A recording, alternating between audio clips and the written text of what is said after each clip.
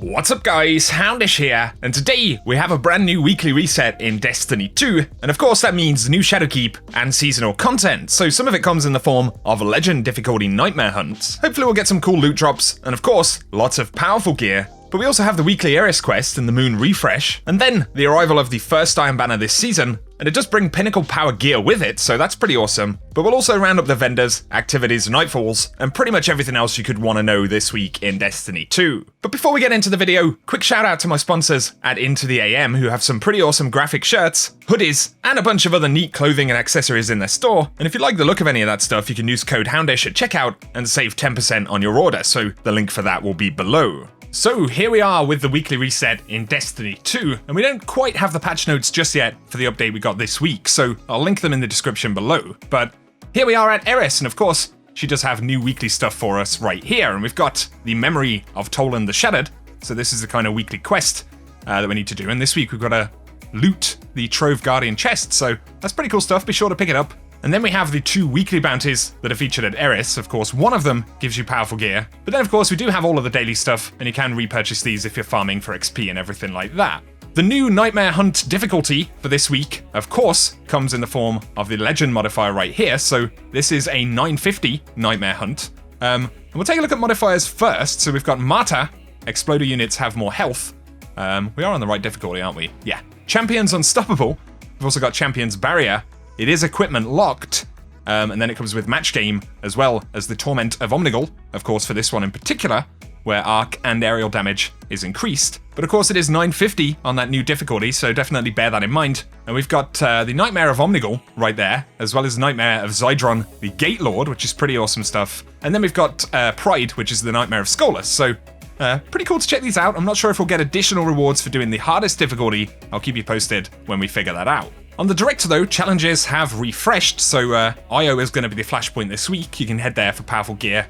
And of course those heroic adventures that no longer drop powerful gear, unfortunately. But otherwise in terms of powerful sources, of course Tower vendors do have their challenges listed right there. And of course we've got the Eris stuff on the moon, as well as Vex Offensive. Then we've got Heroic Strikes, and of course the Ordeal Nightfall, Gambit, and Crucible, as well as the new raid for Pinnacle gear. And once again, when it comes to Vex Invasion specifically, it appears that the first 2 Overlord kills a week grant powerful drops, so be sure to get a couple of those in for the power bump if you're still working towards Pinnacle power. But also coming with Pinnacle gear would be Lord Saladin and the Iron Banner for the first time this season, so he does have bounties right here. We can see they award Pinnacle gear, and I believe Bungie have said that these are going to refresh every single day. Not sure if that means we'll get Pinnacle gear every day, but if it does, of course, if you can complete them in 24 hours, then it's going to be a very good way to farm out some very powerful gear this week.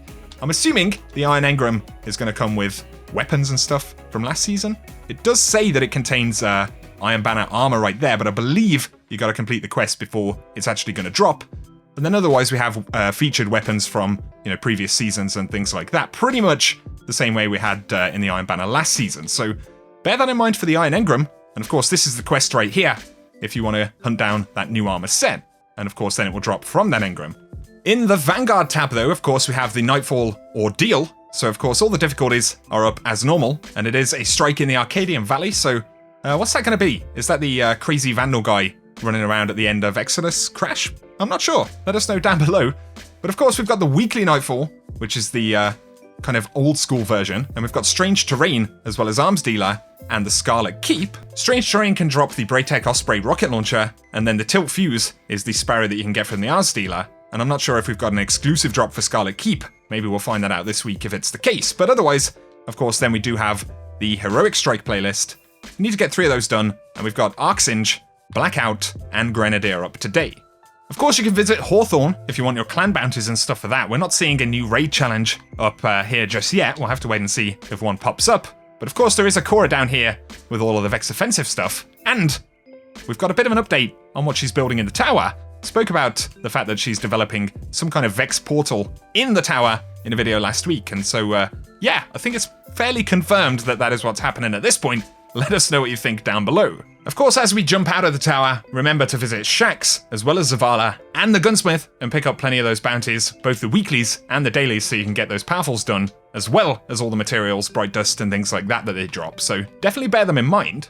When it comes to Eververse, of course, as always, we have a bunch of very cool featured stuff for silver. You can choose to purchase those if you like. Really like that Ace of Spades one. But also we've got the Harper's Shell available this week. In terms of Bright Dust stuff though, we've got the Flare Gun on the front page, as well as the Lander Shell right there. So we do have a few new items this week. The Nightmare Emergence Transmat Effect, and then we've got a couple of new shaders there as well. Scrolling down to the main Bright Dust section though, let's take a look right here. So we've got the Happy Feet emote, as well as the invasive species Sparrow. The Sheller N, is that how you say that? Which is a ship from back in Season of Opulence. Don't think I've spotted that one before.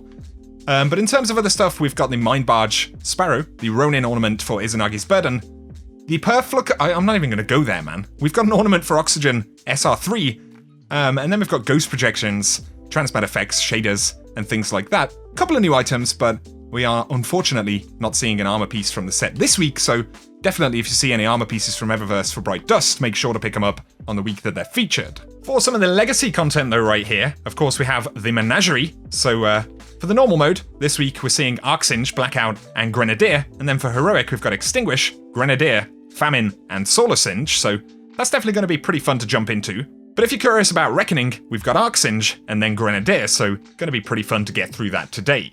But then for the Escalation Protocol, the boss this week will be Norabath, the Crest of Zol, and that means you can randomly obtain the Ikelos shotgun when you take that boss down. Then in the Dreaming City we're on week 1 of the Curse. Of course that doesn't affect the Shattered Throne because it is now permanently available on the map. But for this week's Ascendant Challenge, it'll be the Agonarch Abyss, and so if you're working on any of Petra's weekly bounties, the one that requires that Ascendant Challenge, or towards the Triumphs, titles and stuff like that for Dreaming City, which more than likely makes you a newer player to that content, then I will run some gameplay of the Agonarch Abyss Ascendant Challenge, the location, and how you get in and all that good stuff in just a second. But otherwise guys, I'll keep you posted on any stuff that we discover in the game this week. But if you have enjoyed the video, a rating below really helps me out on the channel. Also, if you're new around here, be sure to get subscribed and I will keep you posted on everything related with the world of Destiny 2. But for now guys, thank you as always for tuning in, and whatever you get up to, I hope you have an awesome day.